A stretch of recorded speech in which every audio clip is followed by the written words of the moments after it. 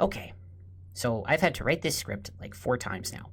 So I am just going to rip the band-aid off. Helldivers 2 is dying.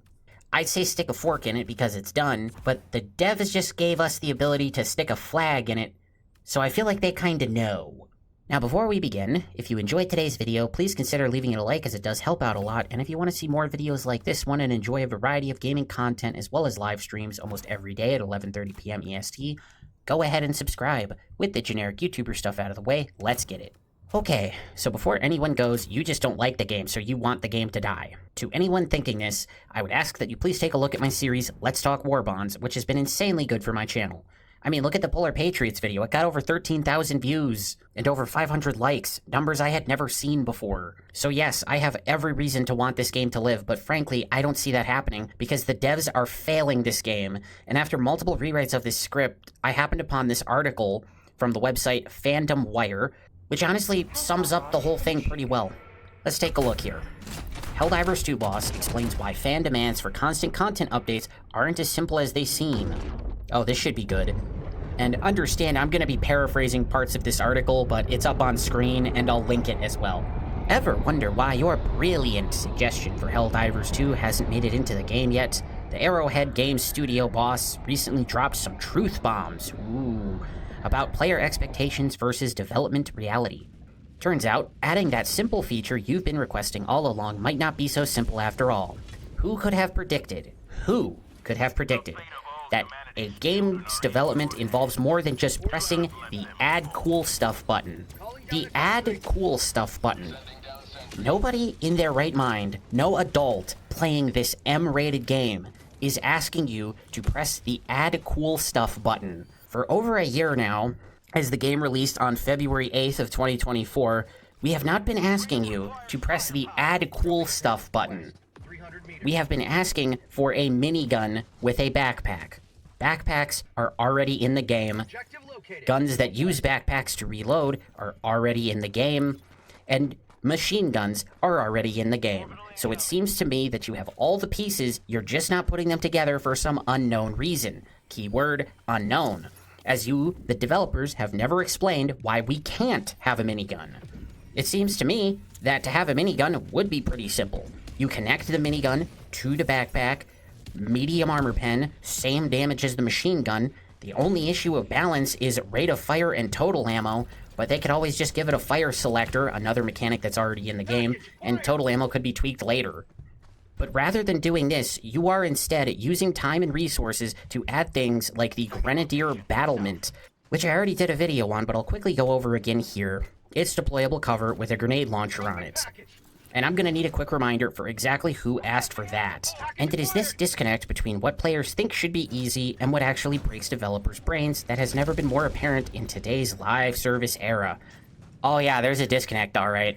And it's a disconnect I have seen before, where the developers say, screw what the fans want, they don't know what they want, we're just gonna make it our way. Guys, this is a cautionary tale, because I know how this ends, alright?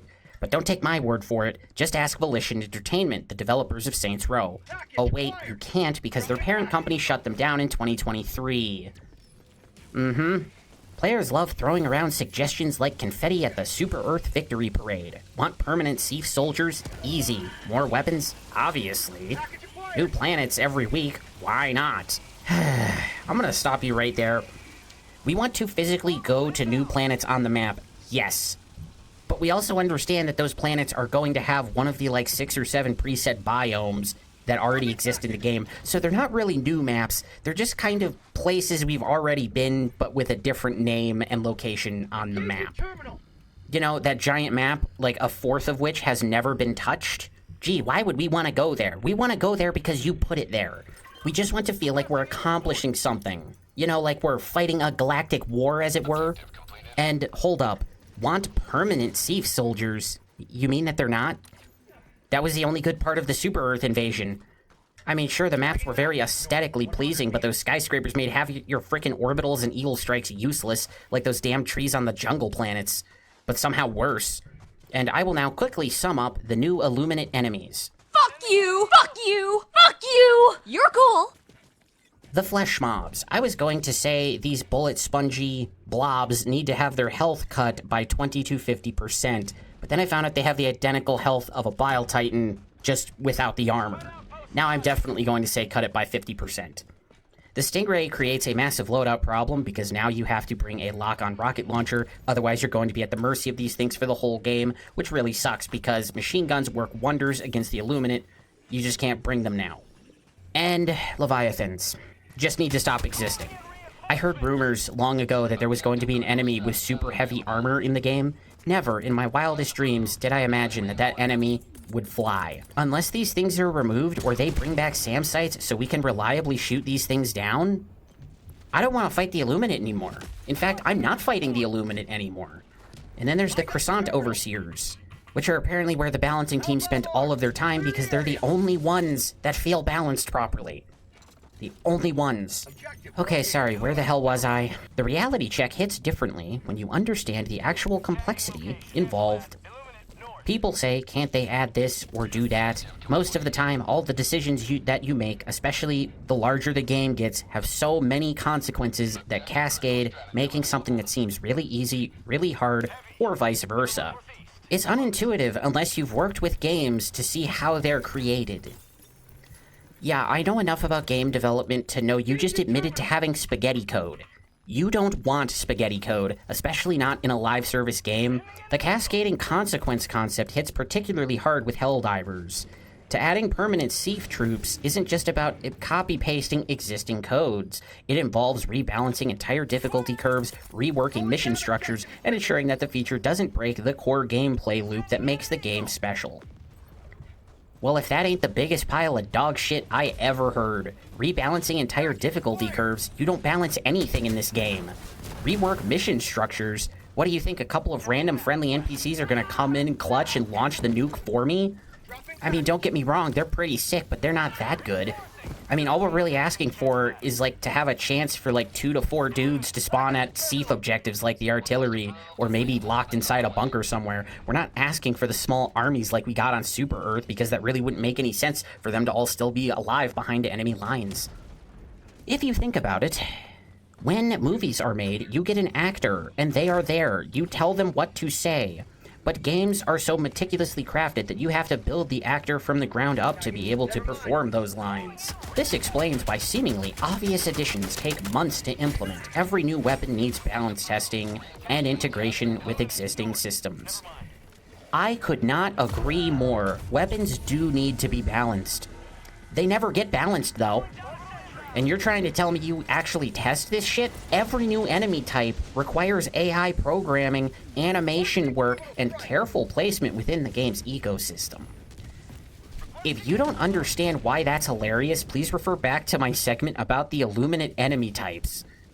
The live service model has created an insatiable monster that feeds on content updates. Players consume faster than studios can reasonably produce it, leading to unrealistic expectations about development timelines, and other developers echo similar frustrations about player assumptions. The accessibility of game tools has created dangerous side effects of players who know just enough to make the completely wrong assumption about its complexity.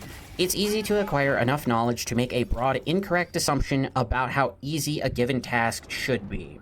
In other words, we are full of crap, and we know assholes on the internet are going to tear us a new one in their videos.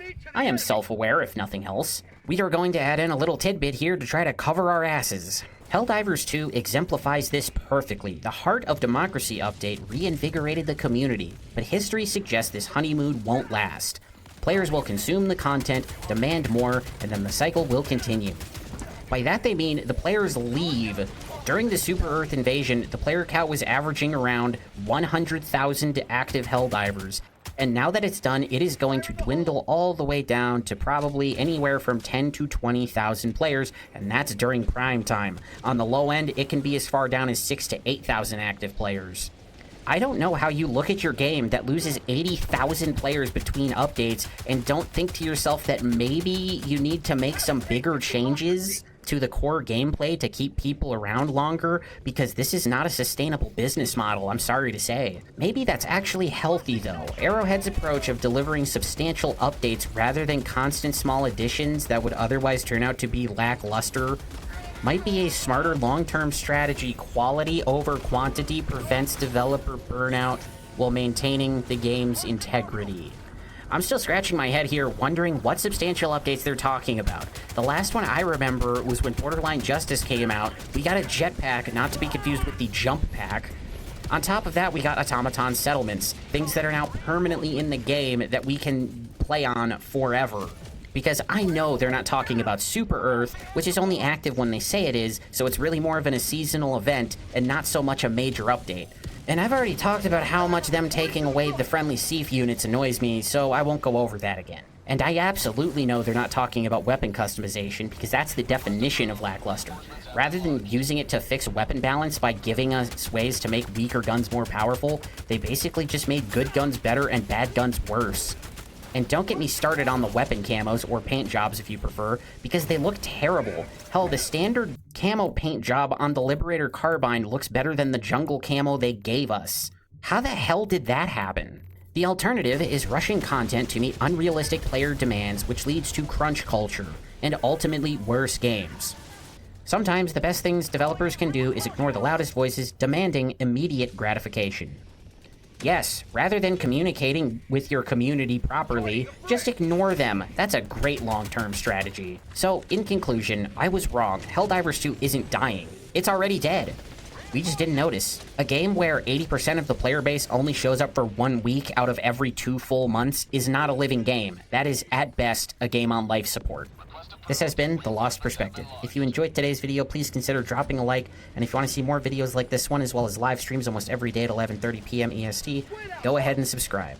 Until next time, you folks have a good one, and rest in peace, Helldivers. You were fun while you lasted.